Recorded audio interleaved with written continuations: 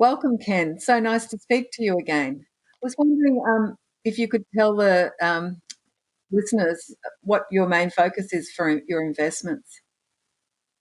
Right. So I co-founded Sorenson Ventures, which is an early stage venture fund back in 2017. And we focus on early stage security and software investments. Fabulous. Fund one is a $110 million fund. And we typically invest in companies that are pre-revenue or have just a little bit of revenue. Great. And such a need for the security piece, I would imagine, at the moment. How are you managing your portfolio companies at the moment with the crisis?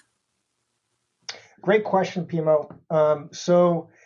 From my point of view, I've been doing this for 21 years. So I got into the venture business back in 1999 and saw the real uplift of the internet age, and then the downturn in 2000, as well as the financial crisis in 2008.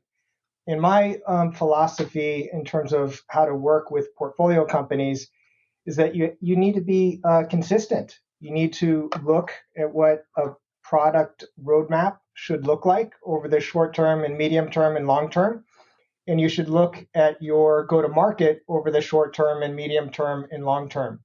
And when you don't have good milestones that are set up, that are achievable, that's when bad things happen. And so whether it's good times or whether it's bad times, the way that I like to work with the startups that I'm on the board of is to make sure that we do have milestones for each part of our business. And if things aren't working, because we either have the wrong people or because there's a financial crisis, then course corrections need to happen.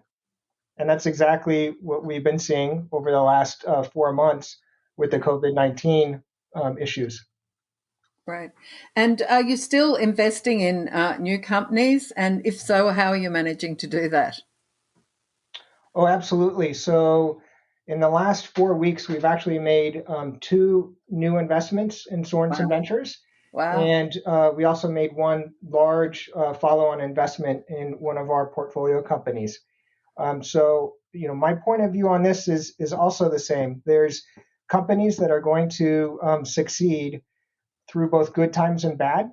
And in this type of environment, the entrepreneurs that we like to partner with are the ones that I just talked about that are milestone based. And we think that right now there's some really good startups that are yet to be born that we will become market leading companies. And what I've seen is that throughout every downturn, that's when the best new companies are brought to market. So if you look at the downturn in 2000, there's a security company called Forescout that's in the network security space that I was involved with when I was at Intel Capital. That one was started right after the 2000 downturn. AlienVault, another security company that built a product that really helped security for small and mid-size customers, was born right after the 2008 downturn. So now is a great time to invest in. Really, only the best entrepreneurs are starting new companies these days. So I guess it's the whole, everyone's saying that there's always challenges and opportunities in a crisis. And what I'm hearing you say is that definitely people come through and really shine out of a challenging time. So what are your personal thoughts about how to survive this current crisis? Obviously, everything's become virtual. I know for myself, I'm definitely appreciating the valuable human connections I have because I can't see them at the moment. But I was wondering if you've had any personal revelations yourself during this time, shelter in place. Yeah, there certainly is. There's a human aspect to it, and obviously there's a business aspect. For me, I'm definitely a people person. The way that I like to learn about startups is through people. And so that's just part of my personality. And I like networking with people. So with shelter in place, that definitely has a huge effect on how I like to run my life. And so what have I done? On Friday nights, I now do virtual poker with a bunch of buddies of mine. Very And cool. that's been awesome. So not only do Yeah. we talk about our families, but we have a little fun. Um, it is a little lonely working from home and being on Zoom calls all the time. Yeah. Um, but I also think it gives people a way to connect with other people and really appreciate what they are doing on the other side of the Zoom call. So, for the entrepreneurs that we backed, I've really gotten to, see them interact with their families. A lot of times Interesting. they'll have kids that interrupt a Zoom call, and it's really cool to make that personal connection in that way as well. And then, the third thing that I'll say is that you can't um, sit on your butt all day and do these Zoom calls. So what I love doing is doing a socially distanced hike with entrepreneurs. And one of the new investments that we just did, I had done all of the due diligence with the entrepreneur on Zoom and on phone calls, and finally went on a socially distanced hike with him up in San Francisco. Oh, really fun. You've been very creative. I've seen it as a enforced retreat. But I love all the things you're doing. That's fabulous. What do you think startups should expect in the next 12 and 24 months? Because I know it is very hard to predict anything. I don't think anyone really predicted what we went into in March, but I just wondered if you've got any ideas or thoughts about where we're going. Yeah, it is very, very hard to predict what's around the corner. There's two thoughts for it. First off, is that for a lot of our investments that are in security is going to be required in good times and bad. And we've Yeah. seen that while the pipelines for most companies slow down in March and April, we're starting to see a really good pickup in May and June, and hopefully beyond. Um, Still, having said that, there's another camp that would think that there's going to be a lot of trickle down effects that we don't even know what is going to be those effects 6 to 12 months or beyond. Because if there's a lot of businesses that are going out of business, obviously those businesses can't pay their real estate landlord, and those real estate landlords cannot pay the bank. And if that's a regional bank, what kind of effect is that going to have on the local economy, as an Mm-hmm. example? So Mm. I think there are two camps. Um, so what I'm planning on doing is what I discussed at the beginning, is that for every startup, they need to set milestones that they think are achievable. And when the metrics that they've put in place don't seem to be working, then they need to change approaches. It could be that you have the wrong person in the seat. It could be that you have too many people in the company, and you need to cut back until you figure out what the right product market fit is in this environment. My sense is that most companies are going to do just fine, especially if they're in spaces that are considered a requirement and not a nice to have. The second thing that I'll say is that we focus on companies that are not that capital intensive. And so our companies have been very fortunate in that if you do need to cut burn rate from 400K a month to 300K a month, it is not that difficult for a company to do that, versus if you were burning $2 million a month and need to come down to 600K a month and burn. Yeah. So Yeah. that is another way that I think, Pimo, that we're looking at managing this through the shorter term and longer term. Got it.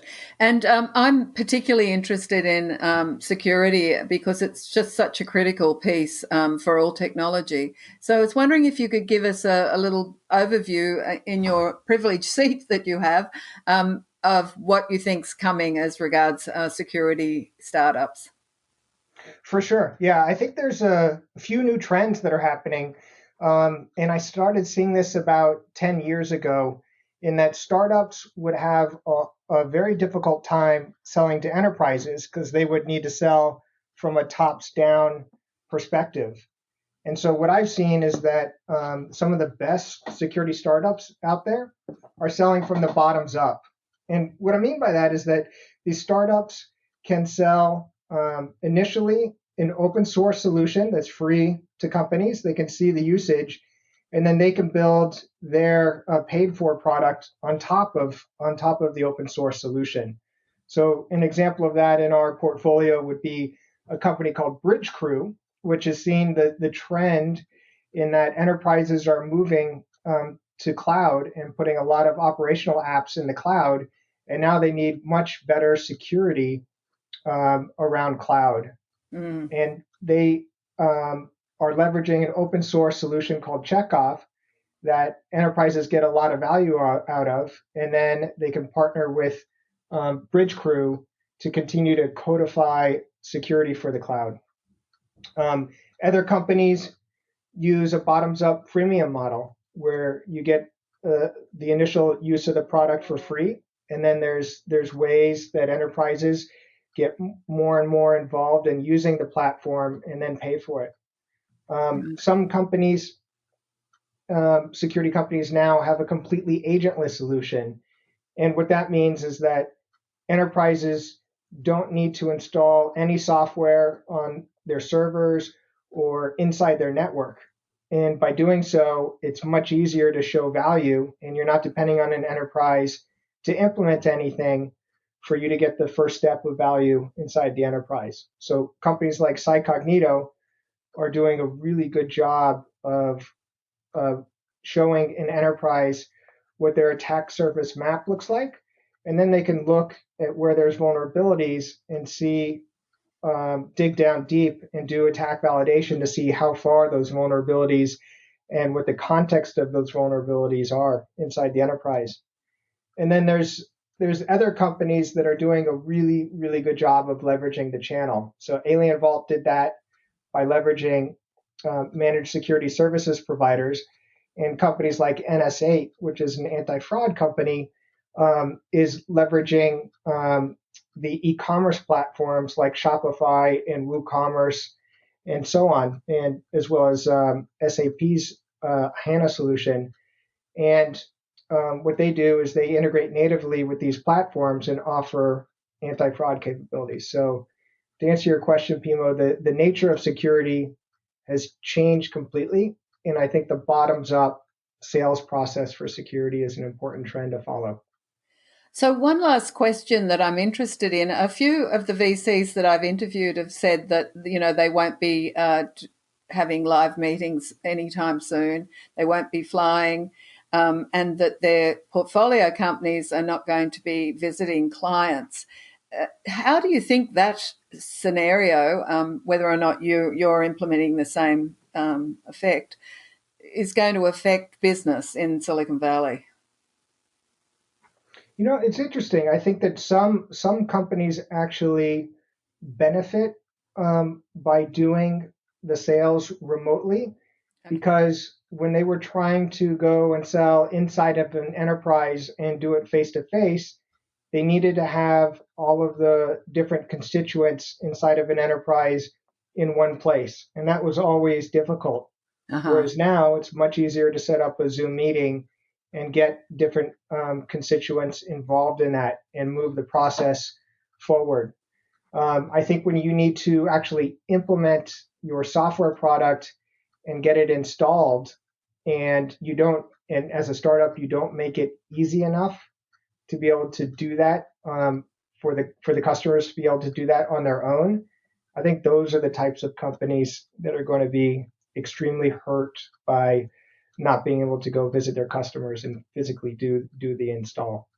So yes, because they're saying, most of the VCs are saying, until there's a vaccine. And I did happen to see a video of an Australian researcher who's working on the TB vaccine that they're trialing. He said that he didn't think that there would ever be a successful vaccine because they've never been successful with flu vaccines, and he thinks it'll just burn itself out, this virus. So that obviously means that it could be a long time before we go back to normal, if we ever do. Yeah, Pimo, I don't think that it's going to be normal the way we used to think about normal. Yeah. I think, sadly, I don't think we're going to be shaking hands Yeah. or giving each other hugs as much Yeah. as we used to. I miss the hugs. Yeah, totally. And what I've been just completely jazzed about is the perseverance that I'm seeing from entrepreneurs, not only in our portfolio but around the valley, in Great. that they've figured out a way to continue to add value to their customers. And even if you can't visit a customer face to face, they are still making a lot of progress these days. So I'm very heartened by that. Yes. Yeah, that's fabulous. And I guess the ones that are able to do that will be the ones that'll still be here when we find out what the new normal is, and the ones that don't will probably be gone. So, That's look, right, Pimo. And I think the other thing that you didn't ask is that in the past I do think that there were too many startups that were funded in each space.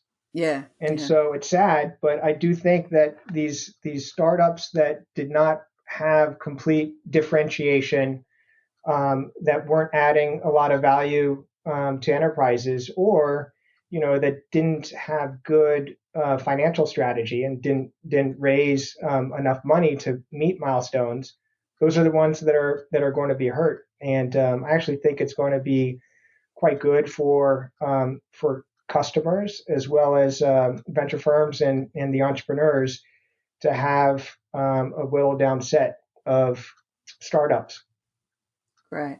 Well, finishing on a positive note there, Ken, always lovely to speak to you. Thank you so much for your time today, and all the best. Thank you very much. It was a pleasure chatting with you. Okay.